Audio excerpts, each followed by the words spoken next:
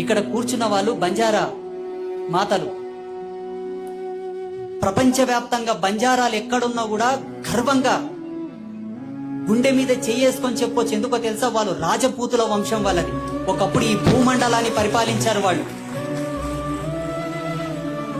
వాళ్ళకు మంచితనం అనేది అలంకారం, మోసం చేయడం రాదు. మంచితనము చేత ముష్కరులు వచ్చి వాళ్ళ రాజ్యాలను ఆక్రమించి రాజ్యాల నుంచి బహిష్కరించడం వలన కొండలనక, గుట్టలనక, ఎండనక, వాననక, రాయనక, రప్పనక కన్న కష్టాలు పడి ఈ రోజు వాళ్ళని షెడ్యూల్డ్ క్యాస్ట్ కింద అంటగట్టింది భారత రాజ్యాంగం. ఈ దేశానికి అసలైన వారసులు వాళ్ళే.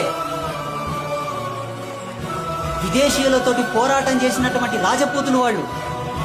అటువంటి వాళ్ళని ఇప్పుడు ఏమంటారు? ఎస్టీలు అంటే, లంబాడులు అంటే నీచంగా చూస్తారు. చరిత్ర తెలిసిన వాడు ఎవడని వచ్చి మాట్లాడని చూస్తా.